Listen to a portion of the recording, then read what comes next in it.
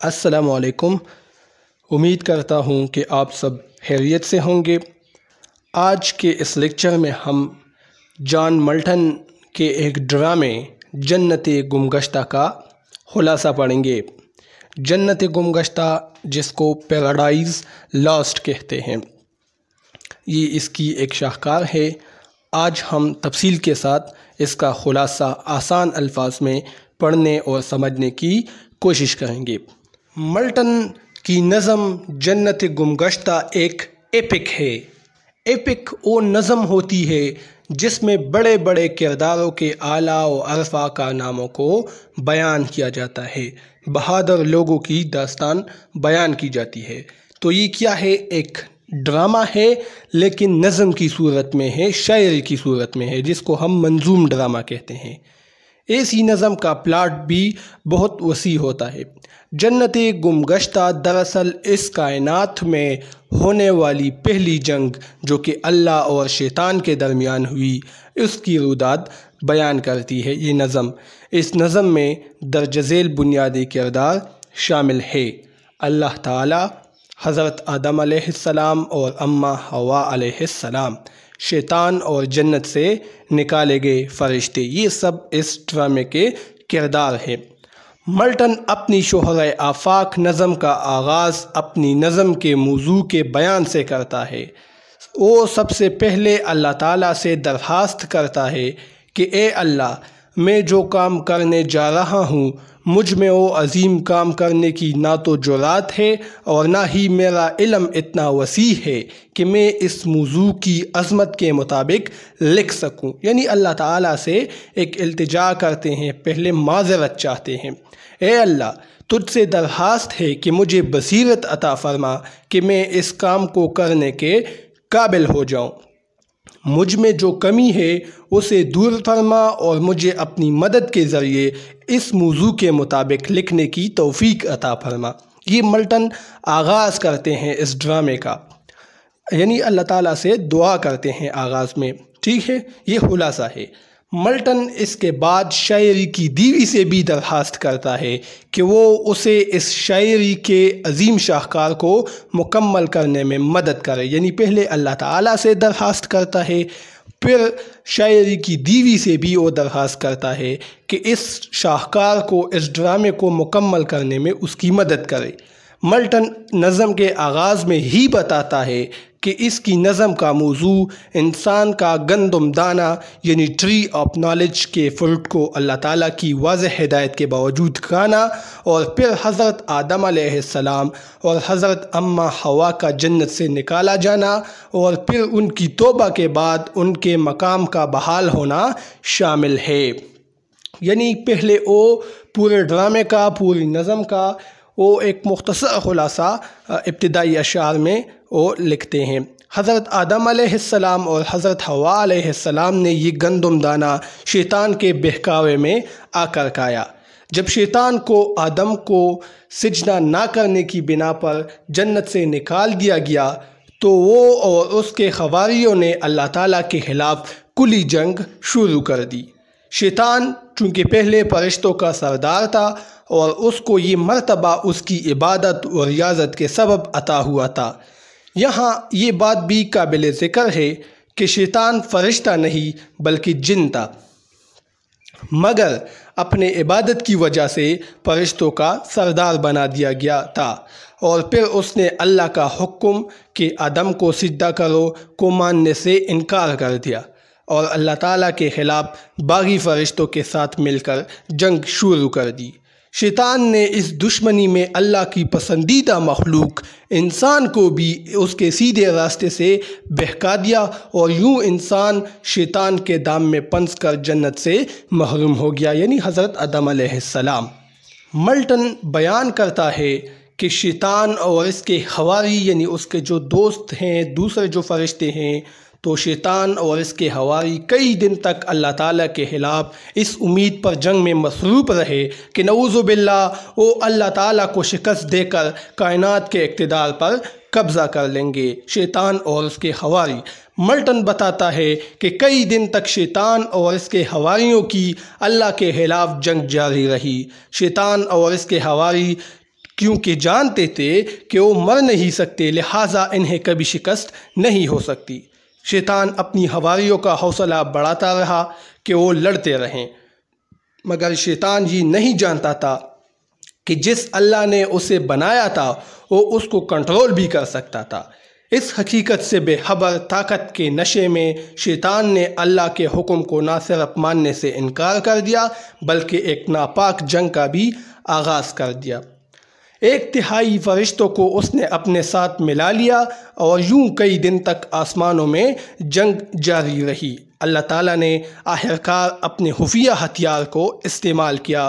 وہ ہتھیار تھا ایک بہت تیز جلتا ہوا آگ کا بگولا۔ اس آگ کے بگولے نے شیطان اور اس کے حواریوں کو جنت کی آخری حدوں تک دھکیل دیا اور پھر شیطان اور اس کے حواریوں کو اوندے منہ جہنم میں دے مارا، حتیٰ کہ جہنم میں بھی یہ آگ کا بگولا ان پر کئی دن تک برستا رہا، جس سے تمام شیطانوں کے جسم جل گئے، تاہم وہ مرے نہیں کیونکہ وہ لافانی ہے۔ شیطان اور اس کے حواری کئی دن تک تاریکی جہنم میں بے سدھ پڑے رہے۔ انہیں یہ بھی ہوش نہیں تھا کہ وہ کہاں پڑے ہیں اور اس آگ کا بگولا ان پر مسلسل آگ برسا رہا تھا۔ ملٹن بتاتا ہے کہ شیطان اور اس کے فالن اینجلز یعنی حواری شیطان اور اس کے فالن اینجلز جہنم میں ایسے بکھرے پڑے تھے، ملٹن بتاتا ہے کہ جیسے خزاں میں پتے درختوں سے گر کر پھیل جاتے ہیں۔ یہاں ملٹن جہنم کا ایک تخیلاتی نقشہ بھی بیان کرتا ہے۔ وہ بتاتا ہے کہ جہنم ایک ایسا مقام ہے جس کی کوئی حد نہیں، حد نظر تک اندھیرا ہی اندھیرا اور مایوسی ہی مایوسی ہے۔ جہنم کی آگ سفر سے بنی ہوئی ہے اور یہ سفر انتہائی جلا دینے والی دھات ہے۔ دنیا میں موجود سفر تو جل کر ختم ہو جاتی ہے، مگر جہنم کی سفر جتنا جلتی ہے اتنا اس کی مقدار میں اضافہ ہو جاتا ہے۔ ایک طرف دنیا کی سفر جل کر روشنی دیتی ہے تو جہنم کی سفر جلنے سے روشنی کی بجائے اندھیرا پیدا کرتی ہے۔ ہر طرف جہنم ایک تاریک لامحدود سمندر کی مانند ہے جس کا کوئی کنارہ کوئی حساب ہی نہیں۔ ملٹن بتاتا ہے کہ جہنم کی 3 سطحیں ہیں، ٹھوس آگ کی بنی ہوئی، دوسری مائع آگ کی بنی ہوئی اور تیسری سطح ہوا جیسی آگ کی بنی ہوئی۔ یعنی وہ یہاں ایک خیالی نقشہ کھینچتے ہیں ملٹن اس نظم میں۔ شیطان اور اس کے فالن اینجل سب کے سب جہنم کے پانی نما آگ کی جیل میں گرے پڑے تھے۔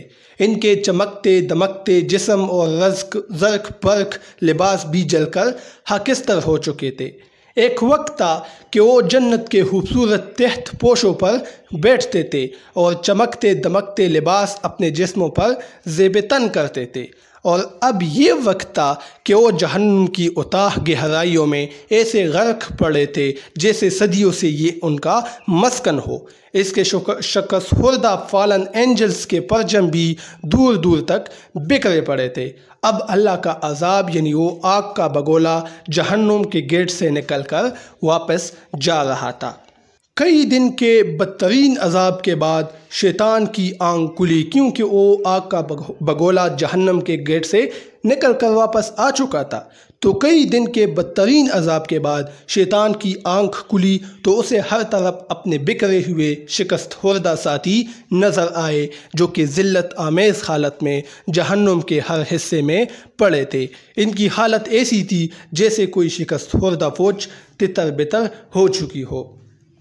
شیطان نے ایک طائرانہ نظر دوڑائی تو اس کی آنکھ کو یقین نہ آیا کہ انہیں کس قدر بدترین شکست ہوئی تھی۔ ایسی شکست کا اس نے کبھی سوچا تک نہ تھا۔ شیطان کا اپنا جسم جل چکا تھا اور وہ کئی دن سے جہنم میں ایسی زنجیروں سے بندھا ہوا تھا کہ وہ حرکت تک نہیں کر سکتا تھا، مگر اب رب قہار نے اس کی زنجیروں کو کھول دیا تھا، کیونکہ اب وہ اس سے بدترین ٹھکانے میں نہیں جا سکتا تھا۔ یہ وہ جگہ تھی جو کہ مالک کائنات نے ان باغی فرشتوں کے لیے منتخب کی تھی، اور اب یہ ہمیشہ کے لیے ان کا مقدر تھی۔ شیطان کو خود کو جہنم میں پا کر شدید جھٹکا لگا، مگر وہ ایک مغرور لیڈر تھا، اور غرور اللہ کو ہرگز پسند نہیں۔ اس نے آدم کو بھی اپنی طاقت کے غرور میں آ کر سجدہ کرنے سے انکار کیا تھا، اور اللہ کے ساتھ جنگ بھی اس کے غرور کا نتیجہ تھی۔ اگرچہ اس سزا کے بعد اس کا غرور ٹوٹ چکا تھا، مگر وہ پھر بھی اپنے غرور اور ڈٹ پن پر ڈٹا ہوا تھا۔ شیطان نے جب اپنے دیگر ماتحت ساتھیوں کو اپنے ارد گرد پڑے دیکھا تو یوں لگ رہے تھے جیسے برسوں سے نیند سو رہے ہوں۔ ان کی حالت بھی بدترین تھی۔ یہ وہ عہدیدار تھے جن کا رتبہ جہنم میں شیطان کے بعد تھا، اور اب وہ جہنم میں بھی اس کے شریک تھے۔ ان کے جسم بھی جل چکے تھے۔ شیطان نے جو ہی ہمت کر کے ایک آواز دی تو فوراً تمام خواری، تمام شیطان کے دوست ایسے جاگ کر سیدھے کھڑے ہو گئے جیسا کہ ڈیوٹی پر مامور سپاہی سو رہا ہو اور اچانک اس کا افسر اسے چیک کرنے آ جائے۔ ملٹن بتاتا ہے کہ وہ بالکل سیدھے کھڑے تھے جیسا کہ کبھی وہ اس تکلیف دہ حالت میں تھے ہی نہیں۔ ملٹن شیطان کی شخصیت کے بارے میں بتاتا ہے کہ اس کا جسم بے تحاشا بڑا تھا، یہاں تک کہ جب اس نے جہنم کی آگ کی جیل سے نکلنے کی کوشش کر کے اڑنے کے لیے اپنے پر ہلائے تو ہوا کو بھی ایسا لگا جیسے کہ اس پر کوئی انتہائی تباہ کن وزن لاد دیا گیا ہو۔ شیطان آگ کی جیل سے اڑ کر جہنم کے اس حصے میں گیا جہاں کہ ٹھوس آگ تھی۔ شیطان کے ہاتھ میں ایک بہت بڑا نیزہ اور ایک شیلڈ تھی، اور اس کا جسم کسی دیومالائی کہانیوں کے طویل القامت اور انتہائی بڑے جناتی کردار سے ملتی تھی۔ یعنی شیطان کا نقشہ کھینچا ہے ملٹن نے۔ شیطان نے اپنے تمام تر فالن اینجلز کو مخاطب ہو کر کہا کہ اٹھو، جاگو، ورنہ تمہارے مقدر میں ہمیشہ ہمیشہ کے لیے یوں ہی ذلت آمیز حالت میں پڑے رہنا لکھ دیا جائے گا۔ شیطان کے ان الفاظ نے فالن اینجلز پر ایک تلسماتی اثر کیا اور وہ اپنے اپنے رنگز پر سیدھے کھڑے ہو گئے۔ ملٹن بتاتا ہے کہ شیطان اپنی شخصیت میں مسحور کن تقریر کرنے کی صلاحیت رکھتا تھا۔ اس میں ایک اچھے مگر چالاک، شاطر اور مکار لیڈر کی تمام تر خصوصیات موجود تھی۔ وہ جانتا تھا کہ اس نے کس موقع پر کس انداز میں کیا کہنا ہے اور اس کا کیا اثر ہوگا۔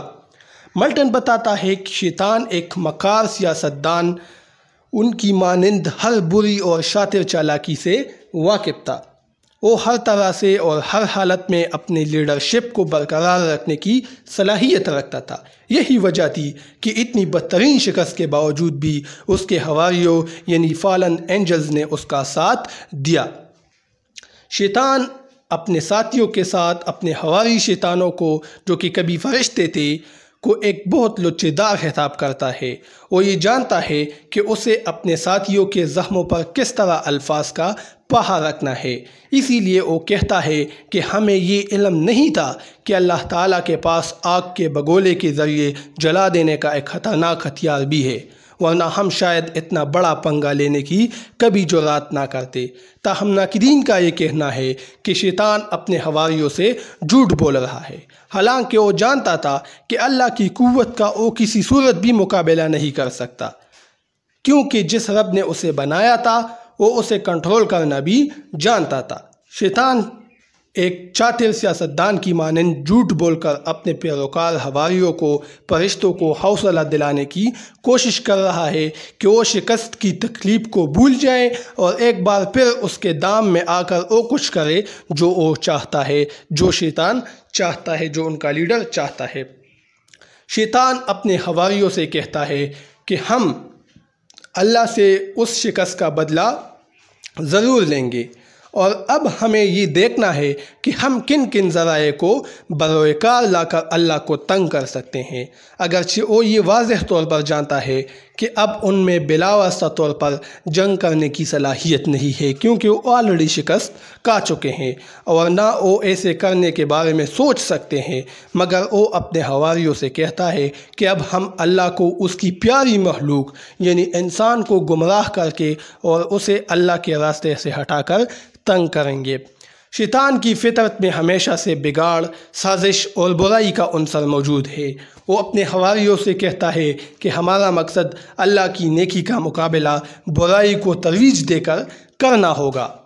ہم ہر نیکی کو برائی میں بدل دیں گے، ہمارا مقصد ہرگز بھی اچائی اور نیکی کی ترویج نہیں ہوگا، بلکہ ہمارا واحد مقصد برائی اور صرف برائی کو پھیلانا ہوگا، تاکہ ہم اللہ کے مقصد یعنی نیکی کے خلاف اپنے مقصد یعنی برائی کو دنیا میں عام کر سکیں۔ اور اس کام کے لیے ہم انسانوں کو گمراہ کریں گے اور انہیں اچائی اور نیکی کے راستے سے ہٹا کر اپنے راستے یعنی جہنم کے راستے پر ڈال دیں گے۔ شیطان ایک چالاک سیاستدان کی مانند اپنے فالن اینجلز سے کہتا ہے کہ ہمیں اپنی طاقت کو جمع کرنا ہے، کیونکہ ہے جرم ضعیفی کی سزا مرگ مفاجات، یعنی ہمیں اب اٹھنا ہے۔ اگر ہم نہیں اٹھے دوبارہ جنگ کے لیے تو یہ جہنم ہمارا مقدر رہے گا۔ شیطان کہتا ہے کہ ہمارے پاس دو ہی آپشنز ہیں، یا تو ہم اللہ کے سامنے جھک کر اپنی غلطیوں کی معافی مانگ لیں، یا پھر ہم اللہ کے خلاف خفیہ جنگ شروع کر دیں اور اپنے زخموں کا بدلہ اس کی پیاری مخلوق انسان کو برائی کے راستے پر ڈال کر اور پھر اسے جہنم میں ڈلوا کر لے سکے۔ شیطان جس وقت جہنم میں پہلی بار ہوش میں آتا ہے تو اس کی مایوسی دیدنی ہے، اسے ہر طرف اندھیرا ہی اندھیرا نظر آتا ہے، کیونکہ جہنم وہ مقام ہے جہاں سوائے خوف اور مایوسی کے اور کچھ بھی نہیں۔ اس کا مکروہ اندھیرا ہر طرف مایوسیوں اور تکالیف کو جنم دیتا ہے۔ اس کی ہر طرف دہکتی ہوئی اور مسلسل بھڑکتی ہوئی آگ ہر طرف سے اس میں بسنے والوں کو اپنے لپیٹ میں لے لیتی ہے۔ یہی وجہ ہے کہ شیطان بھی پہلی بار جہنم کو دیکھ کر اتنا مایوس ہوتا ہے کہ پکار اٹھتا ہے کہ کیا یہ وہی جہنم ہے جو کہ مطلق العنان رب نے ہم جیسے باغی اور برائی کے راستے پر چلنے والوں کے لیے بنا رکھی ہے؟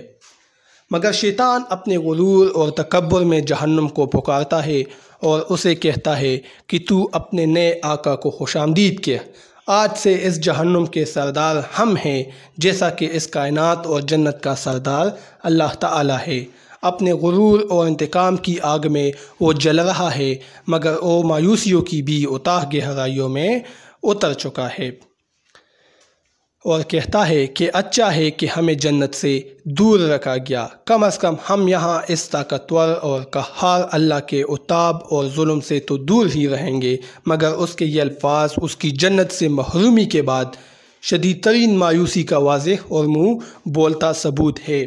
اگرچہ اب وہ اللہ سے بلا واسطہ طور پر جنگ کا متحمل تو ہرگز نہیں ہو سکتا، ڈائریکٹ جنگ نہیں کر سکتا تھا، مگر انتقام کی آگ میں جلتے ہوئے وہ اپنے حواریوں سے کہتا ہے کہ ہم اللہ سے دنیا میں انسانوں کو گمراہ اور برائی کے راستے پر ڈال کر لیں گے، یعنی بدلہ انسانوں سے لیں گے، اور ہم اکثر اپنے مقاصد میں کامیاب رہیں گے۔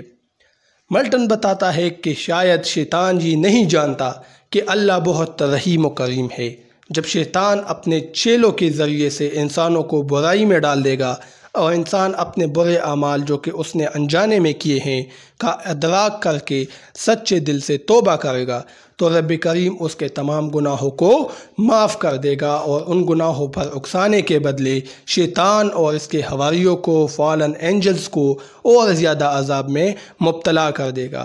یوں شیطان کا یہ حربہ کہ وہ انسانوں کو گمراہ کر کے اللہ کو تنگ کرے گا، آخر اس کی مزید تباہی پر منتج ہوگا۔